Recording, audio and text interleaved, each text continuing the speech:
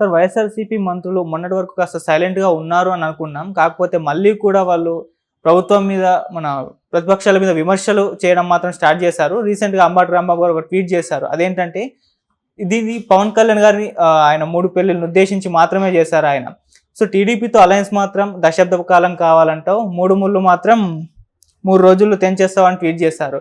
ఎందుకు సార్ ప్రతిసారి పవన్ కళ్యాణ్ గారి పెళ్ళిళ్ళ గురించి ప్రస్తావన తీసుకొస్తారు? ఏంటి మరి ఇప్పుడు మళ్ళీ వైఎస్ఆర్‌సీపీ నేతలు ఇలా విమర్శలు చేస్తున్నారు? ఏం జరగబోతుందంటారు? అదే అండి, ఇప్పుడు వాళ్ళకి వేరే ఇష్యూస్ ఏం దొరకట్లేదు. వాళ్ళ ఫెయిల్యూర్స్ని సమర్థించుకోవడానికి వాళ్ళకి ఏమాత్రం కారణాలు కనపట్టలేదు, ఏదన్నా సమర్థించుకునేందుకు అవకాశాలు. కాబట్టి ఎదుటివాడి బలహీనతలనన్నా విమర్శించి అది వీళ్ళ బలంగా చూపించుకోవడానికి ప్రయత్నిస్తున్నారు. అసలు వ్యక్తిగతమైన విమర్శలు చేయటం అనేది రాజకీయంగా చేస్తే ప్రజలు హర్షించరండి. అందులోనూ అంబటి రాంబాబు గారు లాంటి విఘ్నులు, సీనియర్ శాసనసభ్యుడు, మంత్రి, పెద్ద వయసు, ఆయన సీనియర్ 25 ఇయర్స్, అమర్నాథ్ లాగా ఆయన చిన్న ఆయన కాదు. ఆయనకి కూడా పెళ్ళిళ్ళకి వచ్చిన పిల్లలు, డాక్టర్స్ చదివిన పిల్లలు ఉన్నారు. అట్లా వ్యక్తిగతంగా అట్లాంటి స్థాయిలో విమర్శిస్తే వాళ్ళ అపరిపక్వత బయటకు వస్తుంది. ప్రజలు అనేవాళ్ళు ఎవరికి ఏం వాత పెట్టాలో ప్రజలు పెడతారు.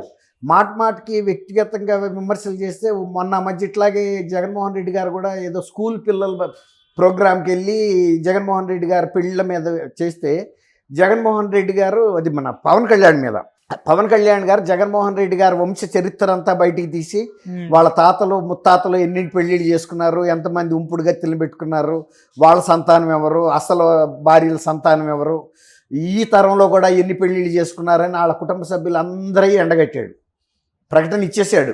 అంటే వంశ వృక్షం వేసి పేర్లతో సహా. ఓకే.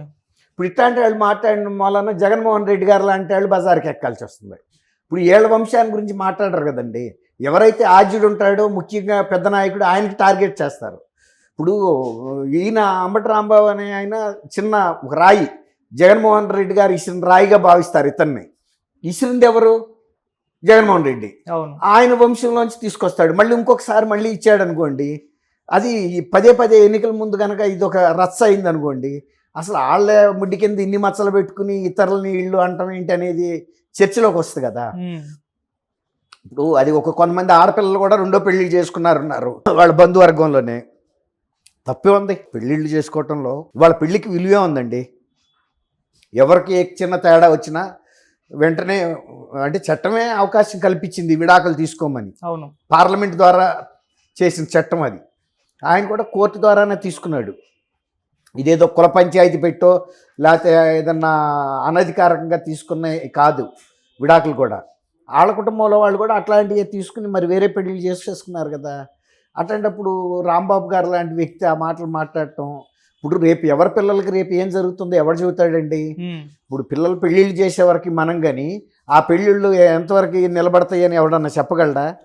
రేపు వాళ్ళకే అటువంటి పరిస్థితి వస్తే వాళ్ళు ఏం చెప్పగలుగుతారు? జడ్జీల పిల్లలుగా అవుతున్నాయి, డీజీపీల పిల్లలుగా అవుతున్నాయి, మినిస్టర్ల పిల్లలుగా అవుతున్నాయి, ప్రైమ్ మినిస్టర్ల పిల్లలుగా అవుతున్నాయి, అవును, చీఫ్ మినిస్టర్ల పిల్లలుగా అవుతున్నాయి. ఎవరు బాధ్యుడు? వాళ్ళ పెళ్ళికి ఏమైనా విలువ ఉందా? ఏ చిన్న కారణం మీద తీసేసుకుంటున్నారు. ఎవరు ప్రశ్నిస్తారు? కోర్టు కూడా అడగదు కదండి, వెళ్తే ఇస్తుంది. వాళ్ళకి ఏం అవసరం, నిలబెట్టాల్సిన అవసరం. ఒకసారి చెబుతారు, ఏమ్మా మీరంతా బాగా మానసికంగా సిద్ధపడి వచ్చారని అడుగుతారు. అది కూడా మన హిందూ సాంప్రదాయం ప్రకారం ఒక అవకాశం ఇవ్వమన్నారు కాబట్టి. ఇప్పుడు మొన్న ఈ మధ్య అది కూడా తీసేశారు. 6 నెలల లోపు విడాకులకి దాఖలు చేయడానికి గతంలో అనుమతి ఇచ్చేవాళ్ళు కాదు. కూల్ డౌన్ పీరియడ్ అని పెట్టేవాళ్ళు, 6 నెలల తర్వాత రమ్మని. ఇప్పుడు పెళ్లి చేసుకున్న 2వ రోజు ఇద్దరు ఇల్లు కనుక పెట్టేశారనుకోండి, 5వ రోజు 6 రోజుకి టేకప్ చేస్తున్నారు. ఒక 2 వారాల్లో కౌన్సిలింగ్ చేసినట్టు చేసి ఇచ్చేస్తున్నారు. అది చట్టపరంగా జరుగుతున్నప్పుడు ఆయన చట్టసభ్యుడు, ఆయనకు తెలియాలి పెళ్ళేంటి, పెటాకులేంటి, ఏం జరుగుతున్నాయి ఇవన్నీ అని. అంతేగాని ఆయన్ని విమర్శించే తొందరలో ఇలాంటివి చేస్తే ప్రజలు ఏదైనా మీరు చేసిన మంచి పనులు చెప్పండి. ఆయన అయితే అధికారంలోకి రాలేదు, అవినీతి చేయలేదు, ఏమైనా చేస్తే చెప్పండి. వ్యక్తిగత వివరాల గురించి ఇప్పుడు ఆయన భార్యలు పిల్లలు ఉన్నారు, ఆయన ఎవరికి ఏమి ఇవ్వదలుచుకున్నాడో ఇచ్చేశారు, వాళ్ళంతా హ్యాపీగా ఉన్నారు. వాళ్ళు వచ్చి ఏదైనా బహిరంగంగా చెబితే అది వాల్యుబుల్. వాళ్ళు ఎవరో చోట్ల వాళ్ళ జీవితాలు వాళ్ళు బతుకుతున్నప్పుడు రోజు వాళ్ళని గురించి చర్చించి వాళ్ళని మీరెందుకు రోడ్డు మీదకి తీసుకొస్తారు? వాళ్ళు మన పిల్లలు కదా. అవును. పవన్ కళ్యాణ్ చేసుకున్న వాళ్ళు కూడా చిన్నాళ్లే కదా, యువకులు చెబుతాయి. వాళ్ళు బతుకాళ్ళు బతుకుతున్నారు కదా, వాళ్ళకేం కంప్లైంట్ లేదు. మనం ప్రత్యేకంగా అట్లా మాట్లాడటం అనేది అసలు అంటే ట్వీట్ చేయటం అనేది కూడా ప్రజా జీవితంలో ఉండి హర్షించదగ్గ పరిణామం కాదు ఆదిత్య గారు. ఓకే. నేను ఇంకోటి ఏంటంటే పత్రికలు తర్వాత మీడియా సంస్థలు కూడా కొన్నిసార్లు అనవసరమైన విషయాల్ని, ఇప్పుడు నాగార్జున గారి అబ్బాయి మ్యారేజ్, అమ్మాయి పేరెంట్స్ సమంత, ఇవన్నీ కూడా చాలా ఓవర్ ఎగ్జాజరేట్ చేసి పబ్లిసిటీ ఇచ్చారు. ఏమవసరం, అది వాళ్ళ పర్సనల్. నాగేశ్వరరావు మనోడు చేసుకున్నాడు, వెళ్ళిపోయింది ఆ అమ్మాయి. ఏమవుతుంది? ఏమవుతుంది? ఇప్పుడు ఏమన్నా భూమి తిరగబడిందా? ఏం జరుగుతాయి? అట్లాగే అంతే. కాబట్టి వ్యక్తిగతమైన విషయాల గురించి మీడియా కూడా కొంచెం అండర్ ప్లే చేసి చేయటం అవసరం.